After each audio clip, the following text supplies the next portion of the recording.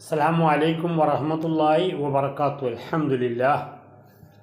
ഇന്ന് നമ്മൾ പഠിക്കാൻ പോകുന്ന ചാപ്റ്റർ അഥവാ ലെസൺ 14 ഈ ലെസൺ 14 നമ്മൾ മനസ്സിലാക്കുന്നത് ലമീറിനെ കുറിച്ചാണ്.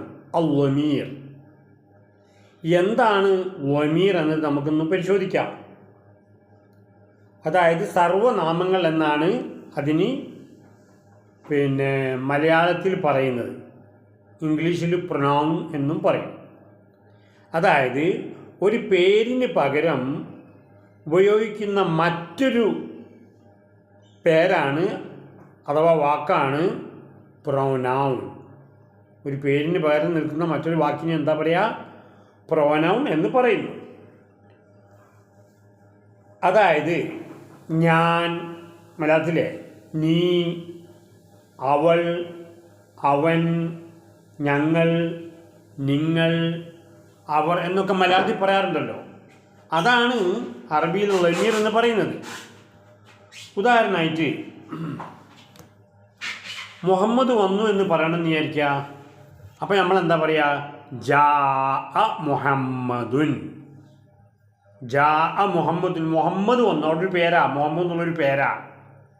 ആ പേരിന് പകരം നമ്മൾ എന്ത് പറഞ്ഞു? ആദ്യം ഒരു പേര് പറയണം, എന്നിട്ട് നമുക്ക് ലമീർ ഉപയോഗിക്കാൻ പറ്റുള്ളൂ. ആരുതാന്ന് അറിയണമെങ്കിൽ ആദ്യം ഒരു പേര് വേണമല്ലോ അവിടെ. എന്നിട്ട് നമ്മൾ പറയാണ് ഹുവ, അവൻ, ജാ വന്നു. അപ്പം ജാ മുഹമ്മദുൻ, മുഹമ്മദ് വന്നു.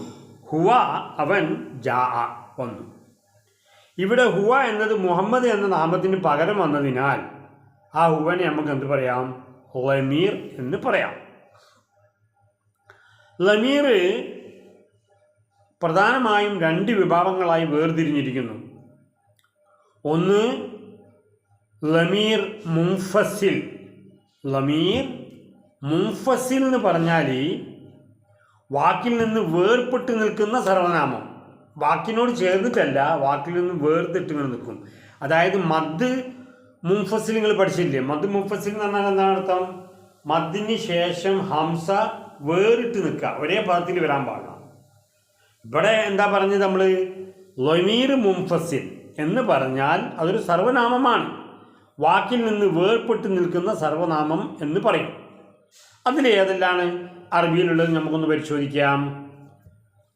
അന. അന എന്ന് പറഞ്ഞാൽ എന്താണ്? ഞാൻ. അത് ഒരു ഫസ്റ്റ് പേഴ്സണാണ്, അഥവാ പ്രഥമ പുരുഷൻ എന്ന് പറയും, ഒന്നാം പുരുഷൻ. അപ്പം അന എന്നുള്ളത് ഞാനാണ്. ഇനി ഞങ്ങൾ എന്ന് പറയണമെങ്കിൽ അതും ഫസ്റ്റ് പേഴ്സൺ തന്നെ, നെഹ്നു എന്നാണ് പറയാം. നെഹ്നു ഫസ്റ്റ് പേഴ്സൺ നെഹ്നു. ഉദാഹരണമായിട്ട് ഞാൻ മുസ്ലിമാണ് എന്നെങ്ങനെ പറയും? അന മുസ്ലിമുൻ. അന മുസ്ലിമുൻ, ഞാൻ മുസ്ലിമാണ്. പിന്നെ ഞങ്ങൾ വിശ്വാസികളാണെന്ന് എങ്ങനെ പറയാ? നെഹ്നു മുഅ്മിനൂൻ. നെഹ്നു മുഅ്മിനൂൻ. അപ്പോൾ ഫസ്റ്റ് പേഴ്സണിൽ രണ്ടെണ്ണം നമുക്ക് കിട്ടി, അനയും നെഹ്നും. ഇനി സെക്കൻഡ് പേഴ്സണിൽ, അതായത് ഇംഗ്ലീഷിൽ യു എന്ന് പറയില്ല നമ്മൾ, യു, അതിന് നമ്മൾ പറയൽ എന്താണ്? അന്ത എന്നാണ്. അത് പുല്ലിംഗമാണെങ്കിൽ അന്തയും സ്ത്രീലിംഗമാണെങ്കിൽ അന്തിയുമാണ്. അന്ത, അന്തി. അതിൻ്റെ അർത്ഥം എന്താണ്? നീ, നീ, നീ എന്നാണ്, യു അല്ലേ? അന്ത, അന്തി. ഇനി നമുക്ക് രണ്ട് പേരുണ്ടെന്ന് വിചാരിക്കുക. അത് ബഹുവചനാണ്, പുല്ലിംഗാണ്. അപ്പം നമ്മളെന്താ പറയുക? അന്തും. എന്താ പറയുക? അന്തും. അന്തും എന്ന് പറഞ്ഞാൽ എന്താ അർത്ഥം? അന്തും എന്ന് പറഞ്ഞാൽ നിങ്ങൾ. അത് ബഹുവചനാണ്, പുല്ലിംഗാണ്. അപ്പം നിങ്ങൾ രണ്ട് പേരുണ്ട് എന്നുള്ളത് എങ്ങനെ പറയാം? അന്തുമാ. എന്താ പറയുക? അന്തുമാ, നിങ്ങൾ രണ്ട് പേർ. അതിൽ അന്തും എന്ന് പറഞ്ഞാൽ നിങ്ങൾ എന്താണ്? ബഹുവചനം, ആണായിട്ട് ഉപയോഗിക്കുന്നതാണ്. പിന്നെ അന്തുന്ന എന്ന് പറഞ്ഞത് നിങ്ങൾ തന്നെ, അത് എന്താണ്? സ്ത്രീലിംഗമായിട്ട് ഉപയോഗിക്കുന്നതാണ്. ഇനി തേർഡ് പേഴ്സണിലേക്ക് നമ്മൾ പോകാമെന്ന് വിചാരിച്ചോളൂ. അപ്പോൾ അതിൻ്റെ മുമ്പ് ഒരു ചെറിയൊരു ഉദാഹരണം എടുക്കുക. അന്ത താലിബുൻ, നീ ഒരു വിദ്യാർത്ഥിയാണെന്ന് നമുക്ക് പറയാം. സെക്കൻഡ് പേഴ്സണിൽ അന്ത താലിബുൻ. അപ്പം ലമീർ ഫസ്റ്റ് പേഴ്സൺ ഉണ്ട്, സെക്കൻഡ് പേഴ്സൺ ഉണ്ട്, തേർഡ് പേഴ്സൺ ഉണ്ട്.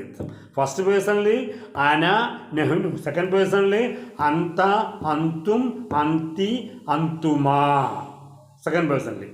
ഇനി നമുക്ക് പിന്നെ തേർഡ് പേഴ്സണിലേക്ക് വരുമ്പോൾ ആരെല്ലാം ഉള്ളതെന്ന് അറിയോ? ഹുവ. ഹുവ എന്താ അർത്ഥം? അവൻ. അവൻ എന്നുള്ളത് പുല്ലിംഗമാണ്. അത് സ്ത്രീ ആവുമ്പം ഹിയ. സ്ത്രീ ആവുമ്പോൾ എന്താണ്? ഹിയ. അപ്പോൾ ഹുവ ഹിയ. ഇനി 2 പേരുണ്ടെങ്കിലോ?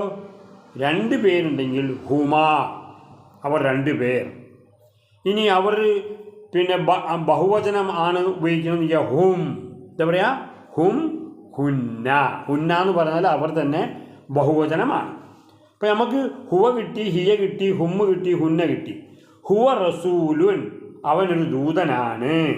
ഹിയ മുഅ്മിനത്തുൻ, അവൾ ഒരു വിശ്വാസിനിയാണ്. ഹുവല്ലാഹു അഹദ്, അവൻ അള്ളാഹുവാണ് ഏകൻ. അന്ത റബ്ബുന, നീയാണ് ഞങ്ങളുടെ രക്ഷിതാവ്. അപ്പോൾ അത് നമുക്ക് കിട്ടിയല്ലോ. ഇതൊക്കെ ചേർന്ന് വിട്ടു നിൽക്കുന്ന എന്താണ് പറയുക? മുൻഫസിൽ ലമീറാണ്. മുൻഫസിൽ. ഇനി മുത്തസിൽ ലമീറുണ്ട്, അടുത്ത് നിൽക്കുന്ന, അതായത് ആ പദത്തിൻ്റെ ലാസ്റ്റിൽ പോയിട്ട് നിൽക്കും. അതും ലമീർ ലമീർ തന്നെയാണ്. അപ്പോൾ അതിനെന്താണ് ചേർന്ന് നിൽക്കുന്ന? ഇതിനെന്താ പറയുക നമ്മൾ? ലമീർ മുത്തസിൽ. ലമീർ മുത്തസിൽ എന്നാണ് പറയാം.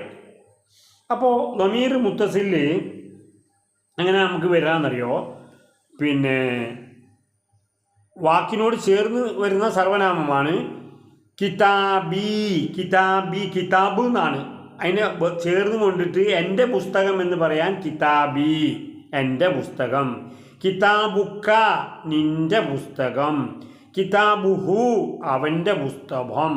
കിതാബുഹ, അവളുടെ പുസ്തകം. റബ്ബന, നമ്മുടെ രക്ഷിതാവ്. ഇവിടെയൊക്കെ തന്നെ എന്താണ്? നായും അതുപോലെ തന്നെ ഈ പിന്നെന്താണ്? ഹു, ഹ, ഖ ഒക്കെ തന്നെ എന്താണ്? ലാസ്റ്റിലാണ് വന്നിരിക്കുന്നത് അല്ലേ? നാ, എൻ്റെ രക്ഷിതാവ് എന്നുള്ള റബ്ബി എന്നല്ലേ പറഞ്ഞത്? നിൻ്റെ രക്ഷിതാവിന് എന്താ പറയുക? റബ്ബുക്ക. പിന്നെ അവൻ്റെ രക്ഷിതാവിന് എന്താ പറയുക? റബ്ബഹു. അപ്പം റബ്ബി, റബ്ബക്ക, റബ്ബഹു. അവൻ്റെ രക്ഷിതാവ്, നിൻ്റെ രക്ഷിതാവ്, എൻ്റെ രക്ഷിതാവ്. അപ്പോൾ നമ്മൾ മനസ്സിലാക്കിയല്ലോ. ഇനി അതിൻ്റെ പട്ടിക, ലമീർ മുത്തസിലിൻ്റെ പട്ടിക നോക്കി നിങ്ങൾ. എൻ്റെ ബീന്ന് കിട്ടി, നമ്മുടെ നാന്ന് ലാസ്റ്റിൽ വെച്ച്, നിൻ്റെ കാണ് ലാസ്റ്റിൽ വെച്ചത് എന്താണ്? എന്താണ്? പുല്ലിങ്ങാണ്. പിന്നെ അതുപോലെ തന്നെ അവൻ്റെ ഹു എന്നാണ് വെച്ചത്, അവളുടെ ഹ എന്നാണ് വെച്ചത്. ലാസ്റ്റിലാണ് വരും കേട്ടോ. അതൊക്കെ കിതാബു ഹ, അവളുടെ പുസ്തകം. പിന്നെ ഹും എന്ന് പറഞ്ഞാൽ അവരുടെ, അതായത് പുല്ലിങ്ങാണ്. പിന്നെ അതുപോലെ തന്നെ നെഹ്നു എന്ന് പറഞ്ഞാലോ ഹുന്ന. ഹും ഹുന്ന. ഹുന്ന എന്ന് പറഞ്ഞാൽ അവളുടെ എന്താണ്? സ്ത്രീലിംഗമാണെന്ന് അർത്ഥം. ഉദാഹരണമായിട്ട് നമുക്ക് ഒരുപാട് ഉദാഹരണങ്ങൾ എടുക്കാം. ഹാദാ കിതാബുൻ, എന്താ പറയുക? ഇത് എൻ്റെ പുസ്തകമാണ്, കിതാബുൻ. പിന്നെ ഹാദാ കലമുക്ക, ഇത് നിൻ്റെ പേനയാണ്, ക എന്ന് പറഞ്ഞതിനെ കൊണ്ട്. പിന്നെ അള്ളാഹു റബ്ബന, അള്ളാഹു നമ്മുടെ രക്ഷിതാവാണ്. പിന്നെ അന മുസ്ലിമുൻ, ഞാൻ മുസ്ലിമാണ്. ഹുവ താലിബുൻ, അവൻ വിദ്യാർത്ഥിയാണ്. ഹിയ മുഅല്ലമത്തുൻ, അവൾ അധ്യാപികയാണ്. നഹ്നു മുസ്ലിമൂൻ, ഞങ്ങൾ മുസ്ലിങ്ങളാണ്.